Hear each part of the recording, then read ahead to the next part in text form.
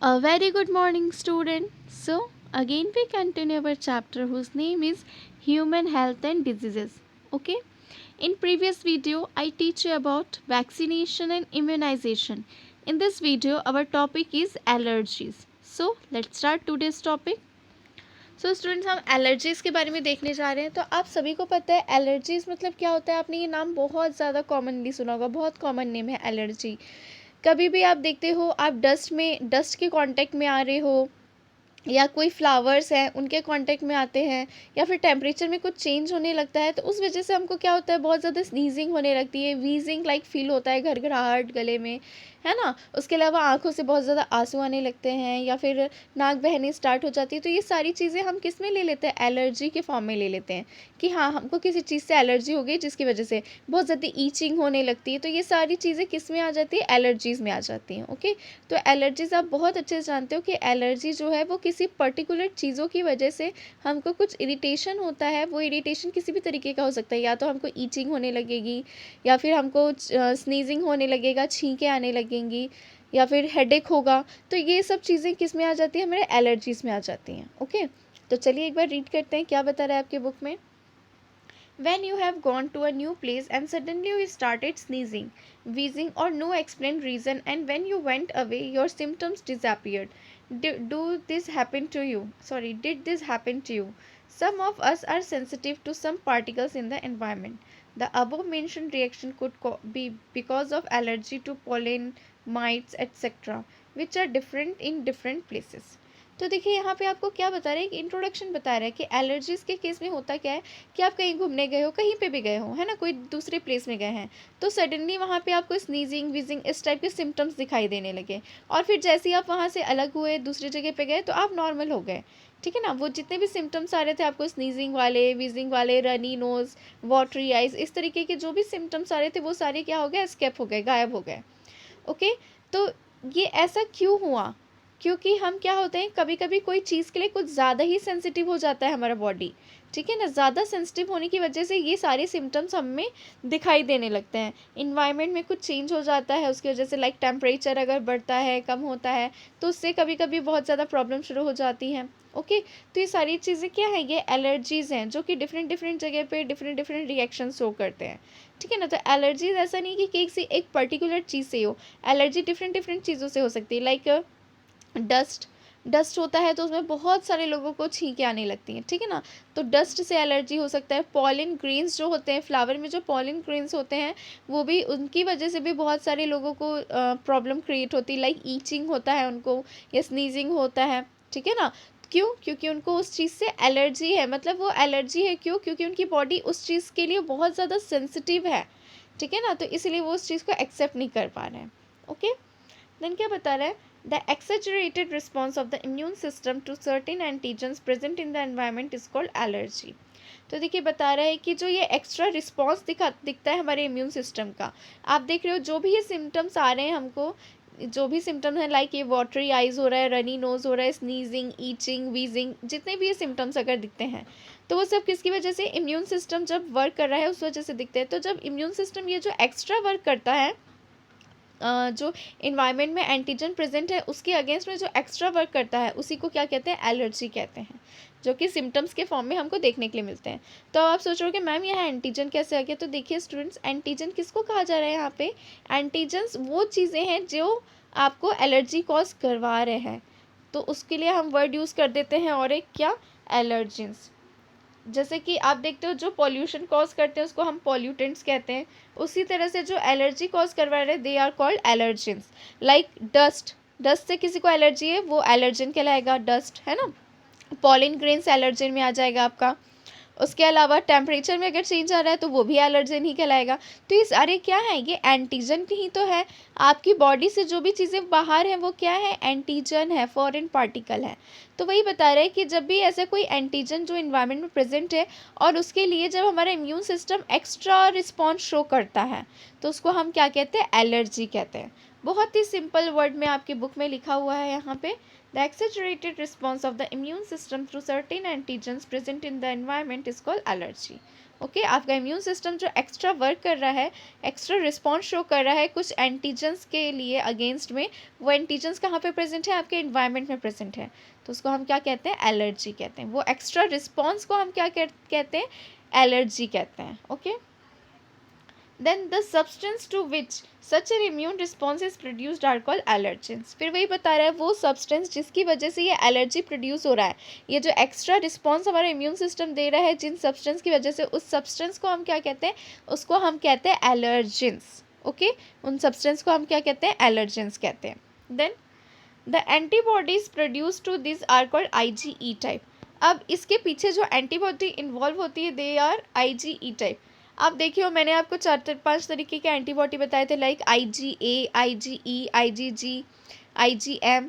तो ये जो एंटीबॉडीज़ होते हैं, तो एंटीबॉडीज़ का भी अपना अपना एक काम होता है। तो ये जो हमको एलर्जीज दिखते हैं, जो एलर्जिक रिएक्शन दिखते हैं, उसके पीछे कौन सा एंटीबॉडी रिस्पॉन्सिबल होता है, उसके पीछे होता है IgE एंटीबॉडी। तो आप बिल्कुल याद रखेंगे, ये इंपॉर्टेंट है, 1 मार्क्स में आपसे पूछ सकता है कि कौन सा एंटीबॉडी जो है वो आपके एलर्जी के लिए रिस्पॉन्सिबल है। ओके तो आप अच्छे से इसको याद रख लेंगे कि IgE जो है वो एलर्जी के लिए रिस्पॉन्सिबल होता है।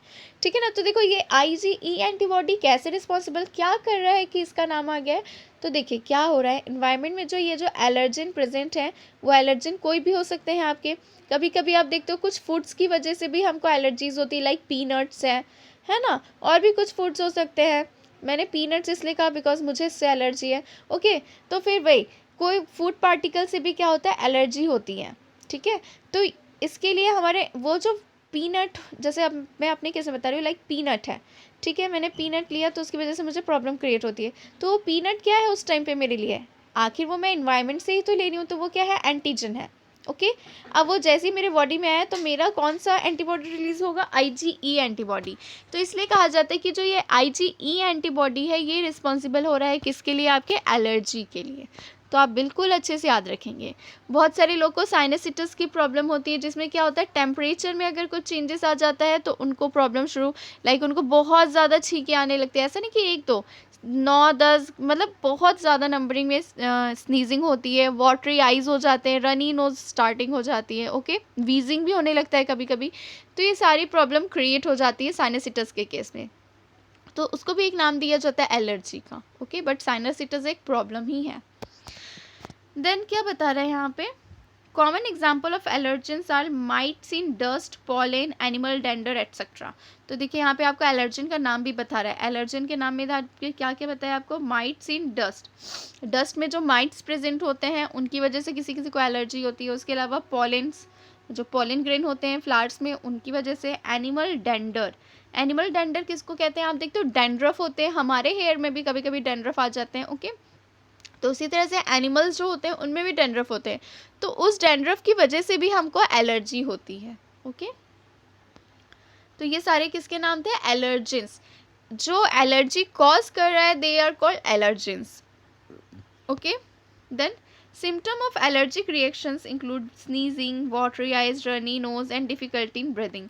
तो देखिए यहाँ पे सिम्टम भी बता रहा है कि जो एलर्जी है उसमें क्या सिम्टम्स हो सकते हैं। तो उसमें होता है स्नीजिंग, आपको छींकें आने लगती हैं, वाटरी आइज, आँखों से आंसू बहने लगते हैं, रनी नोज, नाक बहने लगती है, and difficulty in breathing. Okay then क्या बोल रहा है, allergy is due to the release of chemical like histamine and serotonin from the mast cell.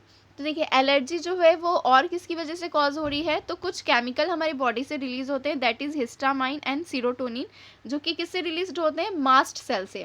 Mast cell भी हमारे इम्यून सिस्टम के सेल में ही आता है। ओके तो ये जो मास्ट सेल है उनसे कुछ केमिकल रिलीज होते हैं, उनका नाम क्या है, हिस्टामाइन एंड सीरोटोनिन। तो ये जो केमिकल है उसकी वजह से क्या होता है, एलर्जी कॉज होता है। Okay For determining the cause of allergy, the patient is exposed or to injected with very small dose of possible allergens and the restricted reaction studies. फिर क्या बता रहे हैं कि अगर हमको पता करना है, मतलब कोई भी पेशेंट है उसको एलर्जी जैसा शो तो हो रहा है, उसको लग रहा है कि हाँ उसको किसी चीज़ों से एलर्जी है, बट वो आइडेंटिफाई नहीं कर पा रहा है कि उसको किस चीज़ से एलर्जी है।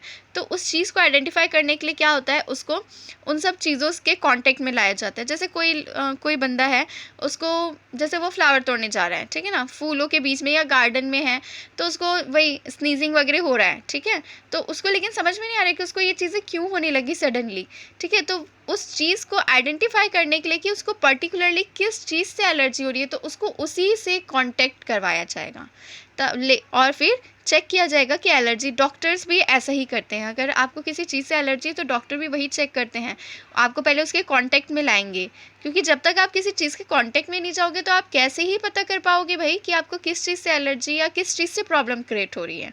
Okay, that's why. Then the use of drugs like antihistamine and adrenaline and steroids quickly reduce the symptoms of allergy। फिर देखिए एलर्जी के जो सिम्टम्स हैं उसको रिड्यूस करने के लिए किन चीज़ों का यूज़ होता है? एंटीहिस्टामाइन। नाम से ही समझ सकते हो आप, एंटीहिस्टामाइन वर्ड यूज़ कर दिया, दैट मीन्स कि वो जो हिस्टामाइन केमिकल रिलीज हो रहा है उसको क्या करेगा? रिड्यूस करने का काम करेगा। ओके, उसके अगेंस्ट में काम करेगा। तो एंटीहिस्टामाइन, उसके अलावा एड्रीनलिन एंड स्टेरॉइड्स, इन सब चीज़ों को यूज़ करने से एलर्जीज को क्या, एलर्जी के सिम्टम्स को रिड्यूस किया जाता है। ओके, देन क्या कह रहा है? somehow modern day lifestyle was resulting in lowering of immunity and more sensitivity to allergens. More and more children in metro cities of India suffer from allergies and asthma due to sensitivity to the environment। फिर बता रहे हैं कि जैसे जैसे day to day lifestyle changes होते जा रहे हैं, मेट्रो सिटीज़ के जो लोग हैं उनको ये सब चीज़ें, ये प्रॉब्लम ज़्यादा देखने को मिलती है। वही आप विलेज में चले जाइए, वहाँ के जो बच्चे हैं या बड़े बूढ़े लोग हैं वो बहुत ही हेल्दी रहते हैं, उनको किसी चीज़ से कोई प्रॉब्लम नहीं होती। क्यों नहीं होती है? तो देखिए उनको इसलिए प्रॉब्लम नहीं होती क्योंकि उनका जो कहा जाए कि परवरिश है वो उसी माहौल में हो रहता है। जो उनके इन्फेंट्स भी होते हैं, उनके जो बच्चे होते हैं, उनको वो छोड़ देते हैं कि नहीं भाई इसको मतलब धूल मिट्टी में खेल रहा है तो खेलने दो, वो पानी में जा रहा है जाने दो। उन लोग को बहुत ज़्यादा केयर नहीं किया जाता है, उनको छोड़ दिया जाता है, ताकि क्योंकि जितना ज़्यादा वो इन सब चीज़ों के कॉन्टेक्ट में आएंगे उनका इम्यून सिस्टम उतना ही ज़्यादा डेवलप होगा, उतना ही ज़्यादा एक्टिवेट होगा। दैट्स वाई उन लोगों, और इसलिए आप देखा जाए तो जो विलेज पीपल्स होते हैं वो ज़्यादा हेल्दी होते हैं as compare to city peoples. Okay, तो वही चीज़ यहाँ पे बता रहे हैं कि जो मेट्रो सिटीज़ हैं, मेट्रो सिटीज़ में जो रहते हैं पीपल्स, वो जो हैं वो ज़्यादा सफ़र करते हैं इन सब चीज़ों से। ओके, और कभी कभी अस्थमा वाली प्रॉब्लम भी इन सब चीज़ों की वजह से होती हैं, एलर्जीज़ है, अस्थमा है, ये सब। This could be because of protected environmental provided early in life. तो सेम वही बता रहे हैं कि जब आपके लाइफ का स्टार्टिंग होता है, जब आप इन्फेंट हैं, उस टाइम पे आपको इन सब चीज़ों से बहुत ज़्यादा प्रोटेक्ट करके रखा गया, ठीक है ना। जैसे छोटे बच्चे हैं तो आप खुद भी घर में देखते हो कि आपके जो आपके छोटे भाई बहन हैं या फिर बहन भाई जिसके भी बच्चे हैं, ठीक है ना, आपके रिलेटिव्स में, तो उन बच्चों को कितना ज़्यादा केयर के साथ रखा जाता है, उनको बिल्कुल धूल में नहीं जाने दिया जाता है, उनको बिल्कुल अकेले ऐसे छोड़ा नहीं जाता है। क्यों? क्योंकि सबको लगता है कि नहीं भाई वो इनके कांटेक्ट में है, उसको प्रॉब्लम होगी, ठीक है ना। तो उस टाइम तो वो बचा लेते हैं, लेकिन जैसे जैसे बच्चा बड़ा होता है और फिर जब वो एडल्ट हो जाता है तो उसको तो हर चीज़ों के कांटेक्ट में आना ही है, ठीक है ना। बट वो बचपन में उन सब चीज़ों के कांटेक्ट में नहीं आया तो उसकी बॉडी ने उन सब चीज़ों को पहचान ही नहीं पाई, तो वो सब चीज़ें उसके लिए कैसी हो गई? एंटीजन की तरह हो गई, और इस वजह से उसका इम्यून सिस्टम जब वो बाद में उन सब चीज़ों के कांटेक्ट में आने लगा तो उसका इम्यून सिस्टम उसके लिए एक्स्ट्रा रिस्पॉन्स शो करने लगा, ठीक है ना। तो प्रॉब्लम क्रिएट हो गई एलर्जी की। ओके, तो इसीलिए ये बताने का मतलब ये है कि इन फ्यूचर आपकी भी जो जनरेशन आगे बढ़ेगी या जो भी आपके घर के आसपास या आपके रिलेटिव्स के बच्चे, तो आप बिल्कुल ऐसा नहीं, केयर करना ज़रूरी है, लेकिन केयर भी एक लिमिटेशन के साथ होती है ना। आप ऐसा नहीं कि उसको एकदम रूम में बंद करके उसको बस गोद में ही रखो, ऐसा नहीं। आप उसको अपने इन्वायरमेंट से मिलने दीजिए। जितना ज़्यादा वो अपने इन्वायरमेंट के कांटेक्ट में आएगा बच्चा, वो उतना ही ज़्यादा उसका इम्यून सिस्टम डेवलप होगा, ठीक है ना। तब वो किसी भी माहौल में अडेप्ट करके रह जाएगा, चाहे वो ठंडी जगह में जाए या गर्म जगह में, जहाँ भी जाए, ठीक है ना। तो इसलिए कहा जाता है कि एकदम ज़्यादा केयर भी क्या हो जाता है, कभी कभी हार्मफुल हो जाता है। ओके, सो ये था हमारा आज का टॉपिक एलर्जी। तो एलर्जी में आपको जो चीज़ें याद रखनी है वो क्या है कि एलर्जी जो है वो क्या है, हमारा जो इम्यून सिस्टम है वो जो एक्स्ट्रा रिस्पॉन्स शो करता है कुछ एंटीजन्स की वजह से। वो एंटीजन्स कहाँ प्रेजेंट होते हैं? हमारे इन्वायरमेंट में, ठीक है। तो ये जो एक्स्ट्रा रिस्पॉन्स है हमारे इम्यून सिस्टम का इन्वायरमेंट में प्रेजेंट एंटीजन की वजह से, उसको हम क्या कहते हैं? एलर्जी कहते हैं। ओके, अब एलर्जन किसको कहते हैं हम? तो एलर्जन जो कि एलर्जी कॉज कर रहे हैं, लाइक उसमें आप बहुत सारे नाम ले सकते हो, dust, mites in dust, then pollen grains, animal dander. Okay, और भी अगर आपको किसी चीज़ से एलर्जी हो उन सब नेम को भी आप ऐड कर सकते हो। ओके, तो ये सारे क्या कहलाएंगे? आपके एलर्जेंस कहलाएंगे। उसके अलावा जो सबसे इंपॉर्टेंट चीज़ आपको याद रखनी है कि कौन सा एंटीबॉडी जो है वो रिस्पॉन्सिबल होता है आपके एलर्जी के लिए, that is what? That is IgE antibody. Okay, IgE antibody जो है ये हमारा एलर्जी के लिए रिस्पॉन्सिबल होता है। देन लास्ट वन इज कि कौन सा केमिकल रिलीज होता है एलर्जी कॉज करवाने के लिए, तो उस टाइम पे हमारे बॉडी से रिलीज होता है हिस्टामाइन एंड सीरोटोनिन। ठीक है, याद रखिएगा इस चीज़ को। और इन सब चीज़ों को जो सिम्टम्स आ रहे हैं एलर्जी के केस में, उसको रिड्यूस करने के लिए क्या चीज़ें यूज़ की जाती हैं, तो एंटी हिस्टामाइन, एड्रेनलिन या फिर कुछ स्टेरॉइड्स जो ड्रग्स हैं, मेडिसिन हैं, उसको यूज़ करके हम इन सब चीज़ों को रिड्यूस कर सकते हैं। ओके, तो फाइनली ये टॉपिक कंप्लीट हुआ। नेक्स्ट क्लास में मैं आपको ऑटो इम्यूनिटी के बारे में बताऊंगी। So today's class is over. Thank you, have a nice day and keep studying. And if you have any problem, then you will ask me on comment box. Okay, so thank you.